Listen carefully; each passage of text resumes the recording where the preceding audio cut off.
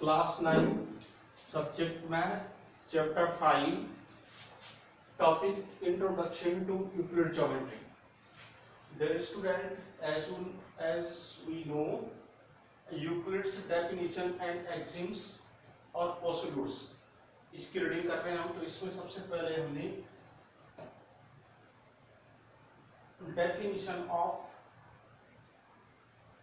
Axioms और postulates पढ़ा. अब हम इसके बारे में पढ़ रहे हैं थ्योरम के बारे में. थ्योरम क्या है? What is theorem? The statement that require a proof is called theorem. Exim और पोस्टुलेट्स को प्रूव करने के लिए हमें किसी स्टेटमेंट की आवश्यकता नहीं होती है, जबकि थ्योरम को प्रूव करने के लिए हमें किसी अदर स्टेटमेंट की जरूरत पड़ती है.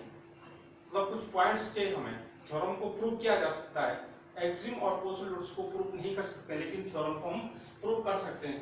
और प्रूव करने के लिए इसके लिए हमें कुछ स्टेटमेंट चाहिए. तो वही कह रहा है कि थ्योरम बिना प्रूफ के सॉल्व नहीं होती है. The statement that required a proof is called theorem.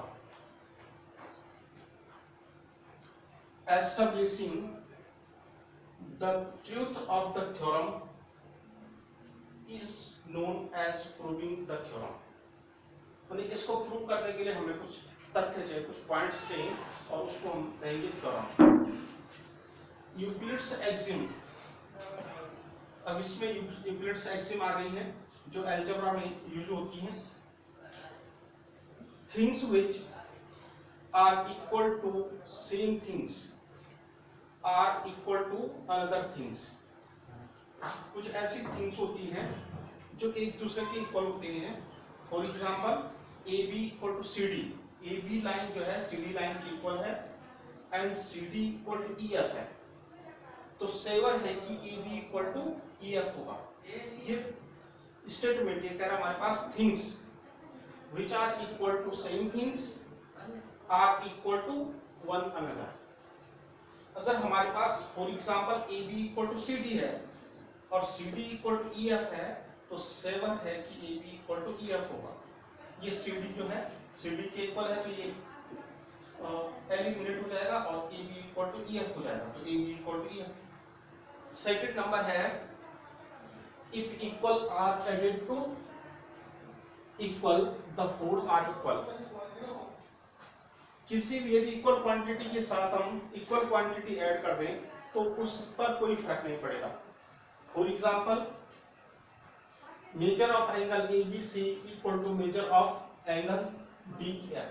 Then measure of angle ABC plus measure of angle XYZ is equal to measure of angle DEF plus measure of angle XYZ. मतलब हमने angle ABC और angle DEF के साथ जो है angle measure of angle ये angle XYZ add कर दिया और इसमें भी हमने एंगल XYZ ऐड कर दिया. इट मींस किसी भी इक्वल क्वांटिटी के साथ यदि इक्वल क्वांटिटी ऐड कर दिया जाए तो उसका कोई फर्क नहीं पड़ता, क्योंकि measure of angle ABC equal to measure of angle DEF.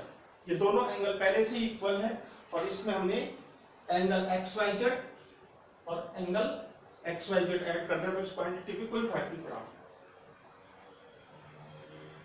Third number हमारे पास if equals are subtract from equal the remainders are equal. यदि इक्वल क्वांटिटी में से इक्वल क्वांटिटी को सब्ट्रैक्ट कर दिया जाए तो उस होल क्वांटिटी पे कोई फर्क पड़ने वाला नहीं है. For example 4x equal to 5y है, ये दोनों क्वांटिटी इक्वल है. देन क्या हो जाएगा 4x माइनस 2 और 5y माइनस 2. मतलब इस इक्वल क्वांटिटी में से हम 2 सब्ट्रैक्ट कर रहे हैं बोथ साइड, तो बोथ साइड 2 सब्ट्रैक्ट करने पर इस क्वांटिटी पे कोई फर्क नहीं पड़ेगा.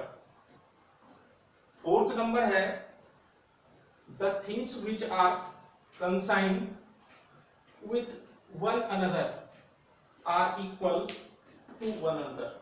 अगर एक थिंग्स दूसरी थिंग्स के ऊपर लाई करती है या सिमेट्रिक होती है तो उनकी वैल्यू पर कोई फर्क नहीं पड़ता है।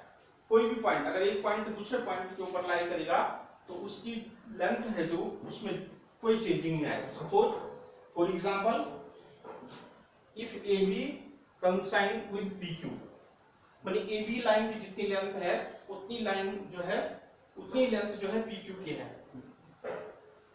Such that A falls on P, जो पॉइंट ए है वो पॉइंट पी के ऊपर लाई कर रहा है, और जो पॉइंट बी है उसके वो जो है क्यू के ऊपर लाई कर रहा है, बी पॉइंट क्यू के ऊपर लाई कर रहा है और ये पॉइंट पी के ऊपर लाई कर रहा है, then A B equal to P Q होगा।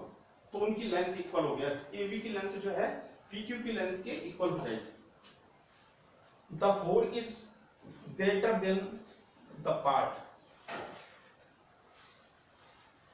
दो पार्टों का सम थर्ड पार्ट की ग्रेटर होता है, ये कहने का मतलब the whole is greater than the part, two part का सम जो है थर्ड पार्ट की ग्रेटर होगा। For example if x equal to y plus z, then x greater y and x greater z।